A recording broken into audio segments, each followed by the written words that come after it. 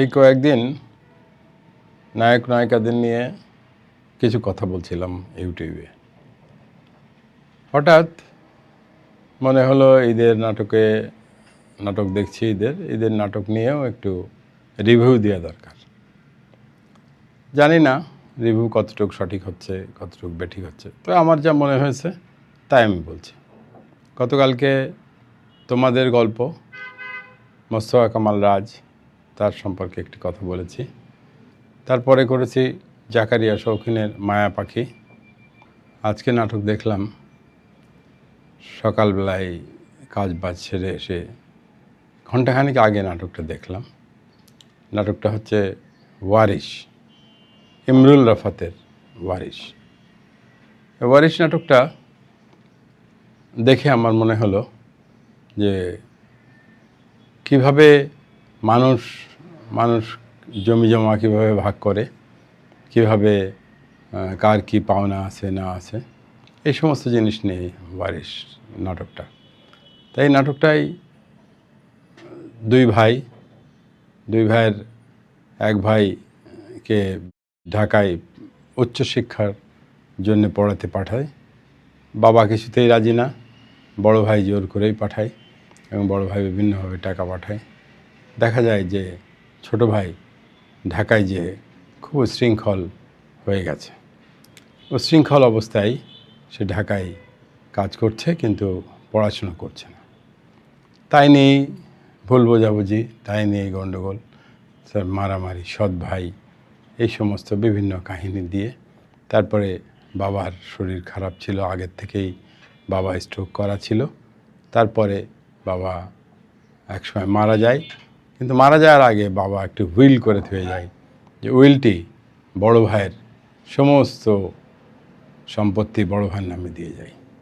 বড় ভাইয়ের অভিনয় করেছে তৌসিফ মাহফুজ, আর ছোট ভাইয়ের অভিনয় করেছে ইয়াশ রোহান। দুইজনই ভালো অভিনয় করে।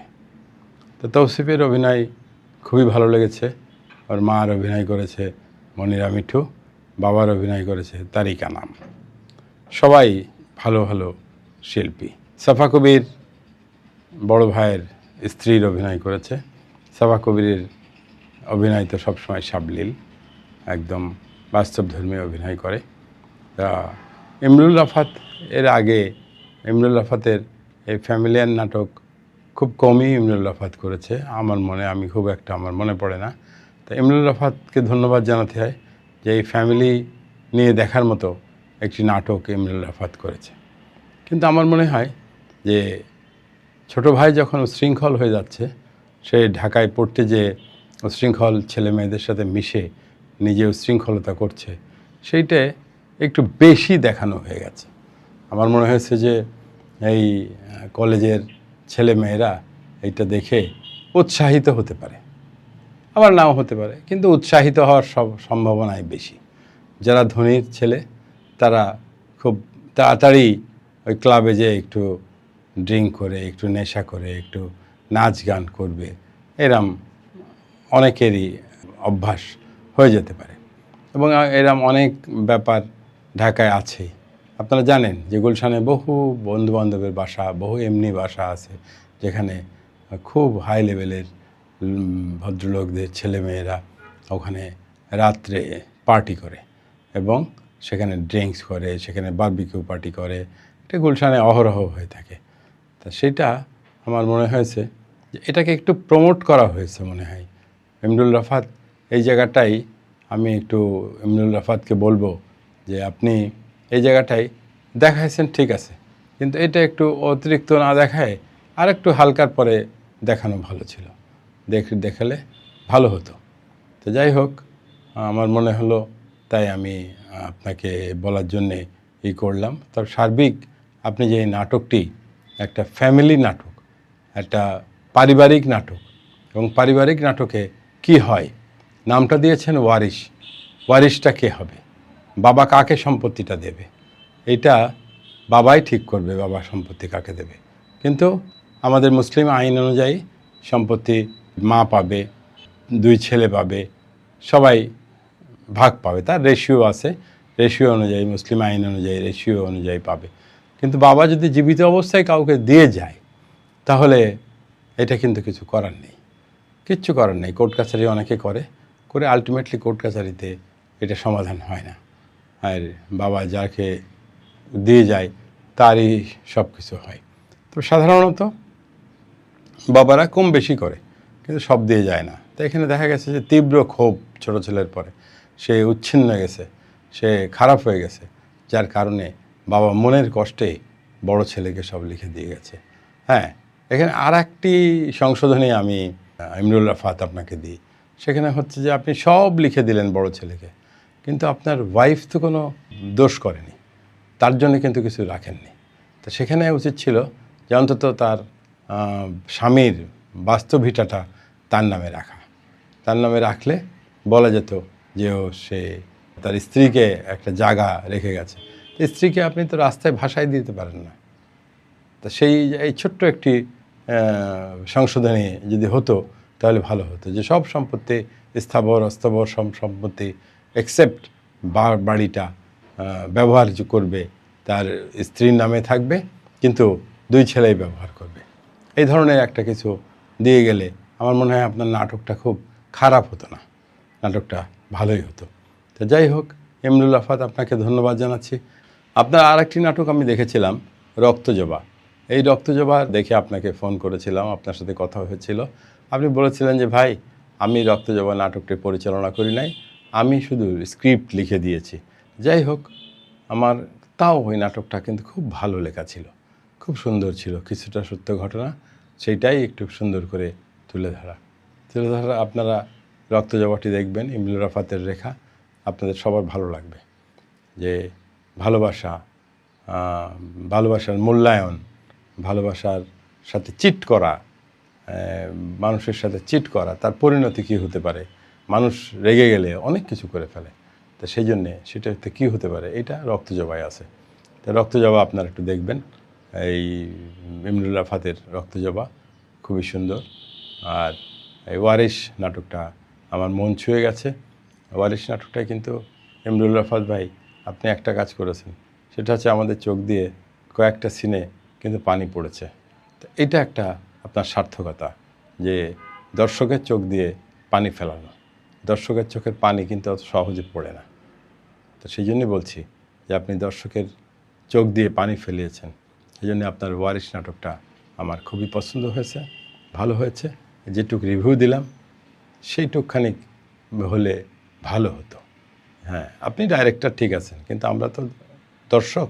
আমরা দর্শক দেখতে দেখতে ডাইরেক্টরের অনেক ভুল ধরতে পারি, অনেক কিছু আমরা বুঝতে পারি। ডাইরেক্টর গোজামিল দিয়ে আমাদের হয়তো বুঝাই দেবে যে এইটা এখানে, এইটা এখানে, এইটা এখানে। তো গোজামিলির কাজ না এটা, এটা করলে ভালো হতো। যাই হোক, এটা দেখালেও ভালো হতো। যেরকম আমি মায়া পাখির কথা বলেছি, জাকারিয়া শৌখিন যেটা করেছে মায়া পাখি, সেখানে যে দেখা গেছে যে তার লেডি কর্মকর্তাদেরকে নিয়ে গাজীপুরে রিসোর্টে যে ফুর্তি করে, ওইটা গাজীপুর রিসোর্টে নিয়ে গেছে, ঘর বন্ধ করে দিল, এইটুকুই যথেষ্ট ছিল।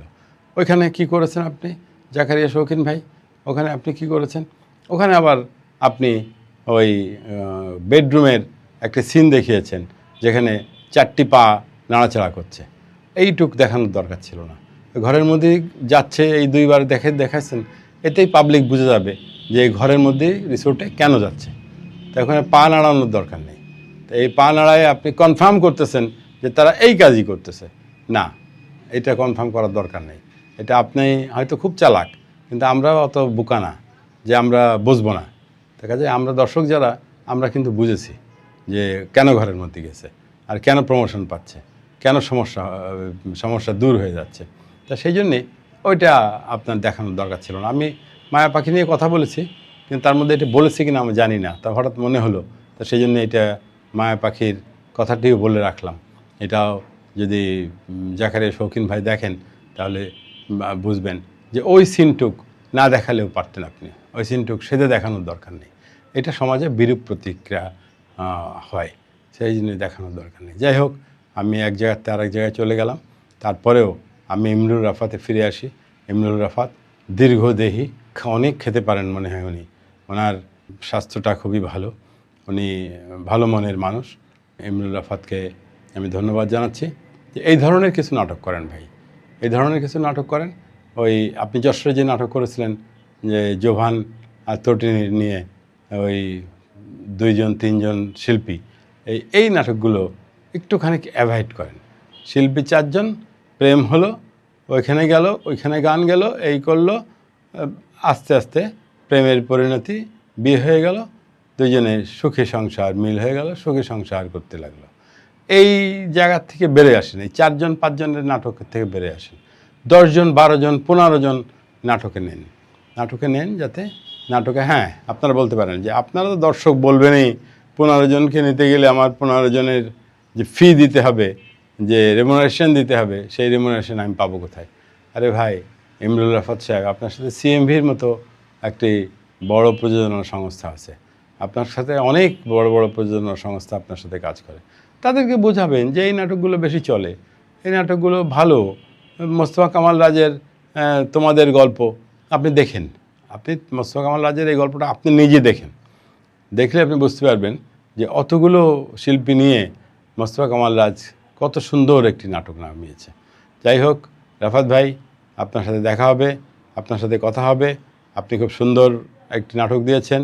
আমি যেটুক ভুল সেটুকখানি বললাম, আমার চোখে যেটুক ভুল, আপনার ভুল না, আপনি তো মনে করেছেন ঠিকই আছে, যার জন্য আপনি করে দিয়ে বসে আছেন, কিন্তু আমার মনে হয়েছে এটা ঠিক হয়নি। তা সেই জন্যে এই যেটুক ভুল ধরলাম, এইগুলো একটুখানি মাথায় রাখবেন। ভবিষ্যতে এই ধরনের নাটক করতে গেলে এগুলো একটু এড়িয়ে চলবেন। তা আশা করি আপনি ভালো থাকেন। আর আপনাকে যশোরে আবার দাওয়াত দিলাম, আপনি যখনই সুযোগ পাবেন আপনি আমাকে জানাবেন। আপনার যশোরের সমস্ত নাটকের সমস্ত ব্যবস্থা গতবারও করেছিলাম, এবারও করে দেব। আর আপনি ভালোভাবে এরকম পারিবারিক নাটক করে যান, আমরা আপনার সাথে আছি। আল্লাহ হাফেজ।